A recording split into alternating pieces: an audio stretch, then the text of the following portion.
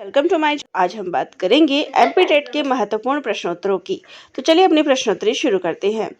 Noam Chomsky का दावा है कि वास्तव में हमारे मस्तिष्क में भाषा के लिए एक उपकरण है, यानी LAD। तो यहाँ पर LAD का पूर्ण रूप क्या है? भाषा अनुप्रयोग उपकरण, भाषा कृत्रिम उपकरण, भाषा सहायता उपकरण या फिर भाषा अधिग्रहण उपकरण।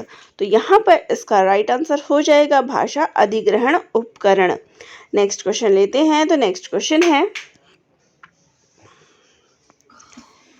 निम्नलिखित में से मनोवैज्ञानिक कौन था जिसने मानसिक क्रियाओं के संदर्भ में बुद्धि की अवधारणा को औपचारिक रूप देने का प्रयास किया? Alfred Binet, JP Guilford, Charles Spearman, Harvard Gardner. तो यहाँ पर इसका राइट आंसर हो जाएगा option number A, Alfred Binet. Next question लेते हैं। हमारा नेक्स्ट क्वेश्चन है, इनमें से कौन सा कथन गलत है?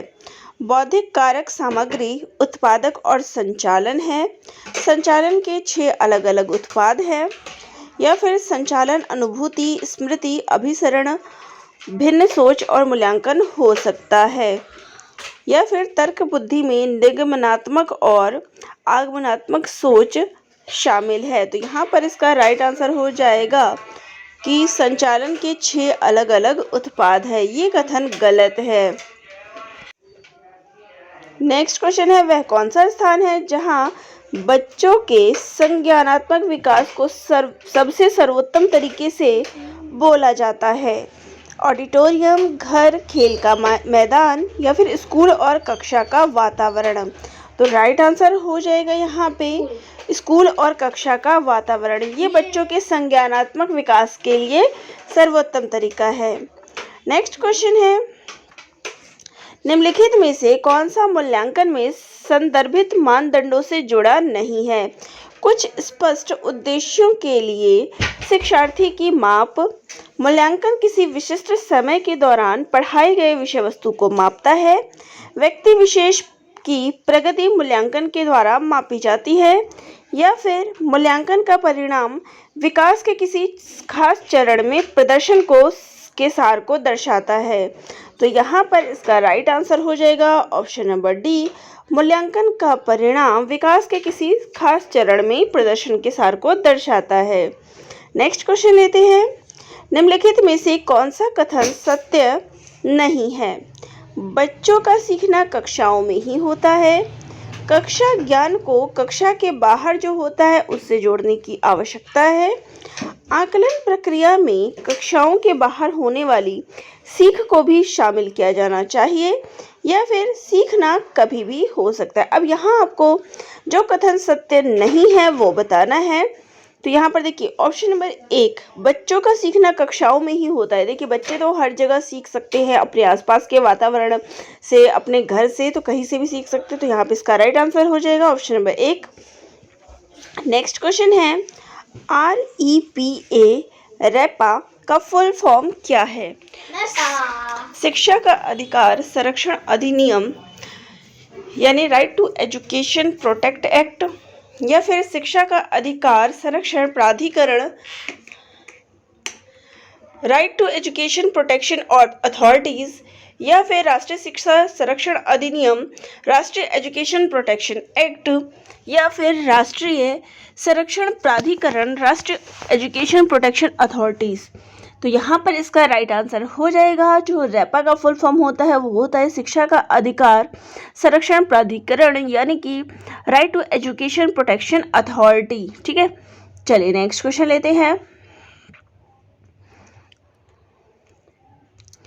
तो हमारा नेक्स्ट क्वेश्चन है, बहुबधिता पैदा करने वाले सामान्य कारकों में डैश शामिल हो सकते हैं?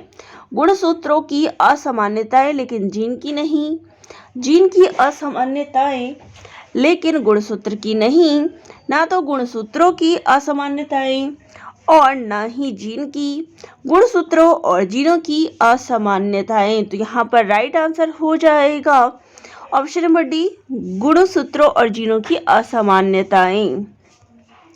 नेक्स्ट क्वेश्चन है, निम्नलिखित में से कौन एक एस्टेरॉयड ईटिंग स्पेस टेलीस्कोप है?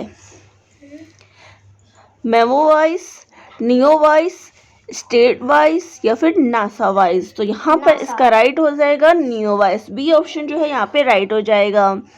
नेक्स्ट क्वेश्चन है, नासा के साइकी मिशन की लॉन्च तिथि क्या है? 1 अगस्त 2022, 20 सितंबर 2021, 15 सितंबर 2022 या फिर 30 मार्च 2022। तो यहाँ पे इसका राइट आंसर हो जाएगा ऑप्शन नंबर 1 अगस्त 2022। नेक्स्ट क्वेश्चन है, सही तरीके से कार्य करने के लिए शरीर को किस खनिज की आवश्यकता होती है? सिल्वर, गोल्ड, लेड या फिर कैल्शियम? तो राइट आंसर है option number D, calcium.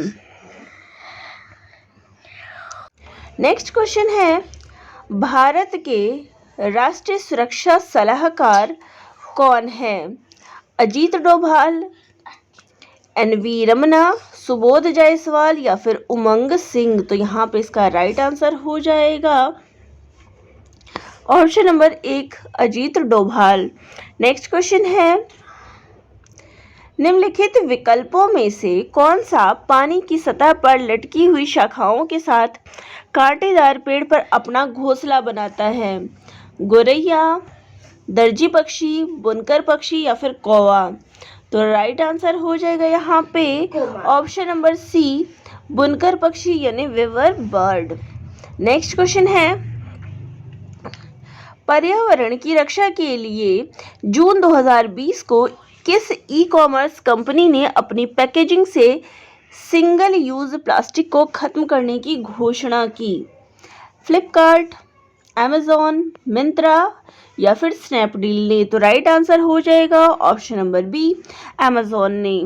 Next question है, निम्नलिखित में से कौन सा वाक्य कर्तृवाची क्रिया का सही उदाहरण नहीं सही है? लड़के पत्र लिखते हैं, उस बेचारी से खाना खाया भी नहीं जाता, कुछ कारणों से आपकी छुट्टियां रद्द हो गई है, साधु से पत्र लिखा जाता है। तो राइट आंसर है यहाँ पे लड़के पत्र लिखते हैं। ये क्या है? कर्तृवाच्य है और बाकी जो है ये क्या है? कर्मवाच्य है। चलिए नेक्स्ट है, जब उपमेय का उपमान पर निषेध रहित आरोप करते हैं तब डैश अलंकार होता है? रूपक अलंकार, उत्प्रेक्षा अलंकार, उपमा अलंकार या फिर अतिशयोक्ति अलंकार? तो जहाँ पर निषेध रहित की बात की वहाँ पे रूपक अलंकार होता है। नेक्स्ट क्वेश्चन है, राजपुत्र में निम्न में से कौन सा समास है? तत्पुरुष, द्वंद्व, द्विगु या फिर बहुब्रीहि? तो राजपुत्र यानी राजा का पुत्र, का आ गया यानी कारक आ गया, तो क्या आ जाएगा हमारा आंसर? तत्पुरुष समास आ जाएगा। चलिए नेक्स्ट है, निम्न में से डैश संप्रेषण कहलाता है? भावों एवं विधानों का आदान प्रदान, भाषा का आदान प्रदान, समास विग्रह का आदान प्रदान या फिर तथ्यों का संयोजीकरण? तो राइट आंसर हो जाएगा यहाँ पे ऑप्शन नंबर 1, भावों एवं विधानों का आदान प्रदान जो है वो संप्रेषण कहलाता है। नेक्स्ट है, एक बालक सामान्यतः किस विषय में अधिक रुचि रखता है? जो तर्कों पर आधारित हो, जो वास्तविक जीवन से संबंधित हो, जो कल्पनाओं से संबंधित हो, जो किसी से संबंधित ना हो? तो राइट आंसर है जो वास्तविक जीवन से संबंधित हो। नेक्स्ट क्वेश्चन है, हिंदी शिक्षण की उन्नत बनाने का साधन उपयुक्त नहीं है?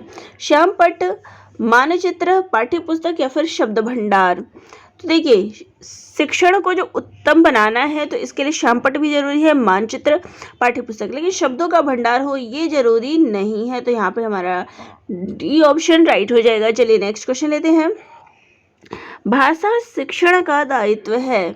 पाठ्यपुस्तक पढ़ाना, परीक्षा लेना, विद्यार्थियों को सीखी हुई भाषा में संप्रेषणात्मक रूप से सक्षम बनाना या फिर अभिप्रेरणा देना? तो राइट आंसर है विद्यार्थियों को सीखी हुई भाषा में संप्रेषणात्मक रूप से सक्षम बनाना। तो चलिए ये थी हमारी कंप्लीट प्रश्न उत्तरी।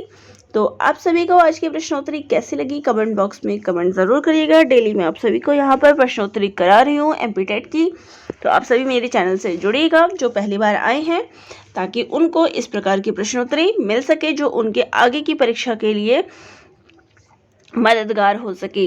तो वीडियो अच्छी लगा लाइक शेयर सब्सक्राइब करिएगा। धन्यवाद।